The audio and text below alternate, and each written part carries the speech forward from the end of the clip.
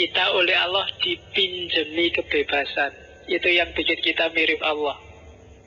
Ya, yang bebas sejati jelas Allah. Dia tidak ada yang mengikat apapun dan satupun.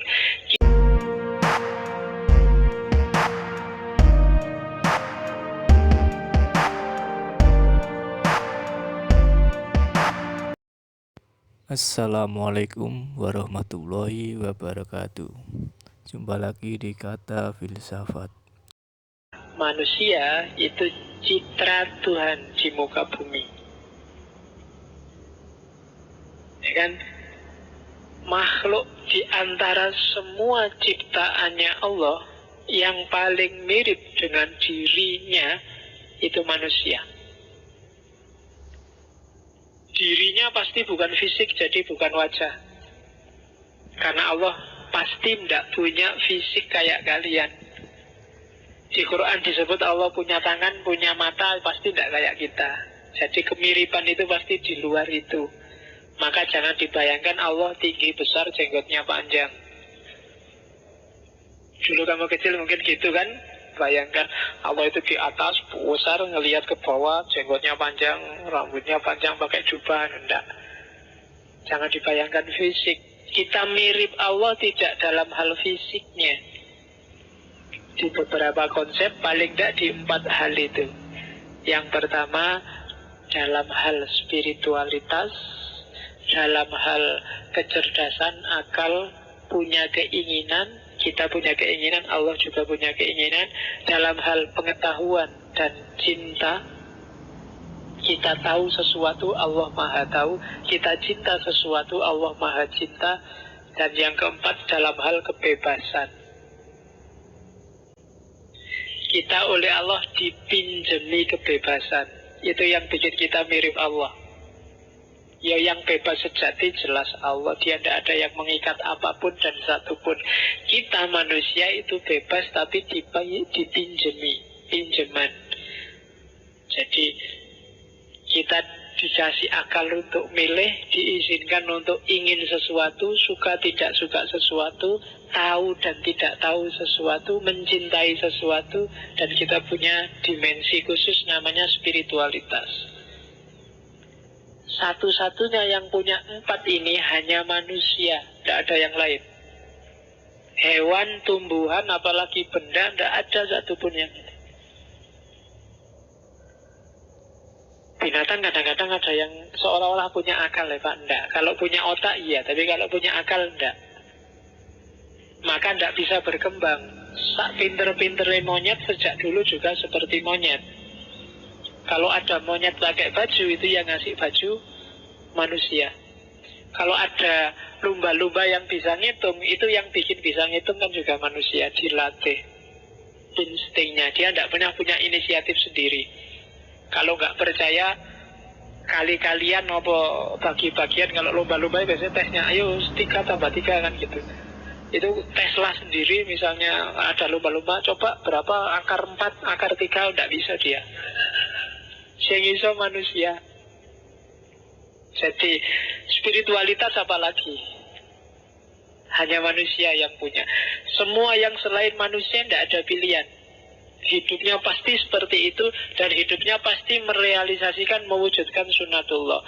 Sehingga dalam konsep kita, semua makhluk itu bertasbih, semua makhluk itu tunduk patuh pada Allah. Karena memang dia tidak punya alternatif lain, hanya itu. Beda sama manusia. Maka manusia itu semacam citranya Tuhan. Kalau di kita, manusia itu khalifah, wakilnya Tuhan. Wakil itu kan ya paling tidak kan mirip sama yang diwakili dikit-dikit. Kalau beda sama sekali nggak bisa mewakili. Allah kuasa, karena kita wakilnya Allah, kita dikasih kekuasaan oleh Allah.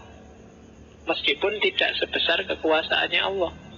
Kamu kan bisa kuasa sesuai jagoanmu, sesuai kapasitasmu. Oke. Jadi spiritualitas, akal dan keinginan, pengetahuan, cinta dan kebebasan. Kayak minum ini kan akalku yang dulu bilang haus minum, akal.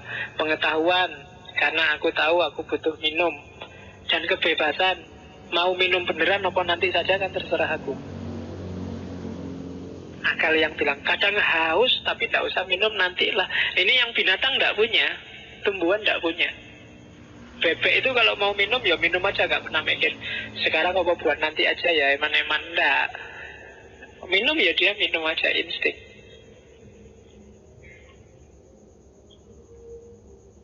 Dari situlah nanti sumber hisab itu nanti dari sini semua.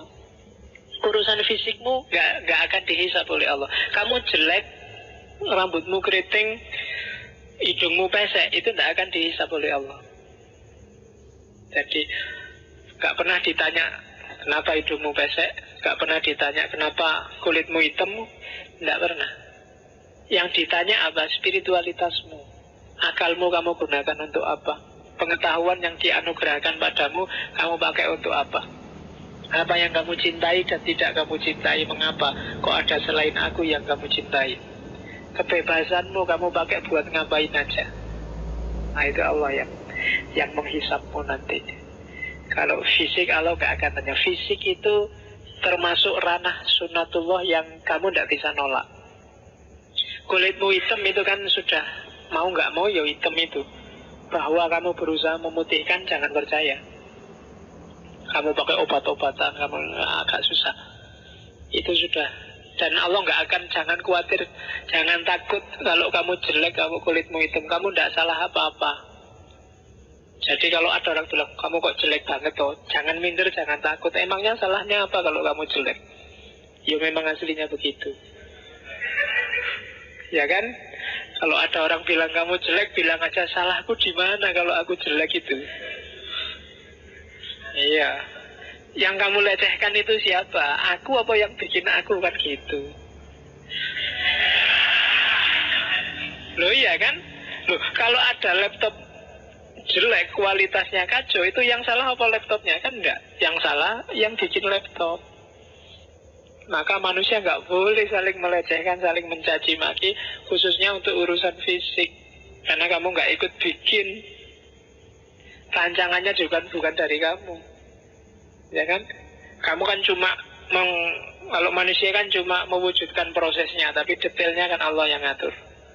Saat pinter-pinternya orang kan tidak bisa ngatur. Misalnya saya bikin anak kulit hitam aja deh, tidak iso. Kulitnya sehitam apa ya rancangannya yang di atas. Jadi yang dalam kuasamu 4 ini. Kamu punya spiritualitas, tapi kamu arahkan kemana spiritualitasmu, itu dalam kekuasaanmu. Nah, itu konsep kunci juga yang dibawa oleh Isa. Ajaran-ajarannya Isa nanti 90% sebenarnya urusan akhlak. Maka Isa banyak disukai oleh para sufi. Beberapa sufi itu benchmarknya adalah Isa. Bukan apa-apa, karena Isa berhadapan dengan Yahudi yang kalau bahasa sekarang sangat fikih sentris. Jadi formalisme beragama yang sering dijadikan dalih untuk menindas. Aturan-aturan agama yang dijadikan alasan untuk menyusahkan orang lain. Disitulah Isa datang untuk memperingatkan bahwa fikih itu hanya bagian kecil, bagian dan tidak utama. Yang utama itu akhlak. Maka ajaran-ajaran Nasrani, ajaran Kristen itu sebagian besar fokusnya di akhlak. Tidak ada variasi ibadah yang luar biasa kayak yang kita miliki di Islam. Jadi Islam itu agak ke tengah. Yahudi itu sebenarnya lebih kaku dari kita. Ritual fikihnya, ritual beribadatannya sangat kaku. Sementara yang Isa ini sangat cair di sufinya. Nah, Islam datang mengakomodir keduanya. Ya jangan terlalu ekstrim begitulah. Ya kadang ada fikihnya, kadang ada sufinya. Itu ngumpul di Muhammad. Prinsipnya apa nanti kalau di Isa, prinsip moral yang paling utama ada nanti yang ini dipakai di barat sampai hari ini, namanya golden rule. Aturan emas. Kamu yang tidak pernah kuliah etika, yang tidak pernah belajar tata krama, bergaul dengan orang lain, muamalah, sebenarnya cukup kamu paham ini untuk hidup yang baik dengan orang lain. Golden rule. Ayatnya kalau di Alkitab bunyinya itu, segala sesuatu yang kamu kehendaki supaya orang perbuat padamu, perbuatlah demikian kepada mereka. Kalau bahasa Jawanya, kalau kamu tidak mau dijiwit, ya jangan jiwit. Kalau kamu nggak mau aliranmu, kelompokmu, madhabmu dicaci maki orang, ya jangan mencaci maki aliran kelompok madhab yang lain. Itu sudah golden rule. Jadi sebelum melakukan sesuatu, coba dicek. Kalau itu ditimpakan padamu, kamu merasa enjoy tidak? Nah itu, kalau kamu merasa tidak enjoy, jangan dilakukan pada orang lain. Pasti itu salah, pasti itu keliru, pasti tidak bermoral. Jadi kalau kamu selingkuh sama pacarnya temenmu, seandainya dibalik pacarmu diselingkuhi temenmu, apa ya kamu mau? Nah, kalau ingat itu kan kamu nggak jadi selingkuh.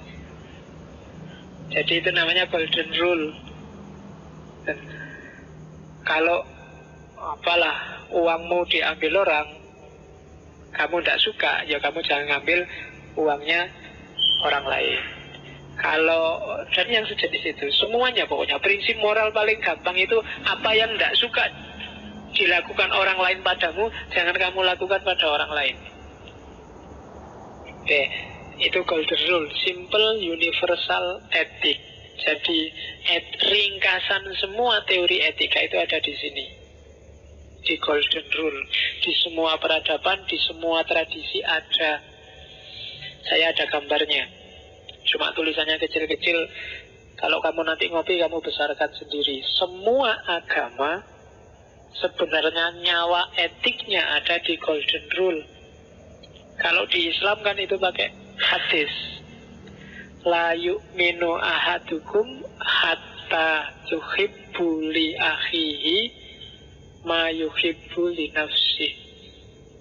Kamu tidak disebut orang beriman sebelum kamu melakukan semua yuhibbu li nafsi, melakukan sesuatu untuk orang lain seperti sesuatu yang kamu cintai untuk dirimu sendiri. Jadi kalau kamu tidak suka disakiti orang, jangan menyakiti orang. Kalau kamu menyakiti orang, berarti kamu la yu'minu, tidak termasuk orang yang beriman. Kalau kamu tidak suka aliranmu, kelompokmu, madhabmu dicaci maki orang, jangan mencaci maki aliran, madhab, kelompoknya orang lain. Kalau kamu mencaci maki, kalau pakai hadis Nabi tadi, berarti apa? Kamu sebenarnya la yu'minu, tidak termasuk orang yang beriman. Nah itu prinsip. Itu di semua agama ada. Ada Bahai, ada Hinduisme, Buddhisme, Konfusianisme. Hampir semua berporos pada golden rule. Yo, kalau ada yang minat nulis, silahkan tulislah satu buku dengan judul itu dari semua tradisi. Bagaimana prinsip golden rule itu dalam tradisi agama-agama besar. Tulisannya kecil-kecil, saya tidak bisa baca. Tapi karena gambar nanti bisa kamu besarkan. Oke, jadi itu nyawa moralitas. Untuk kita hidup bermoral.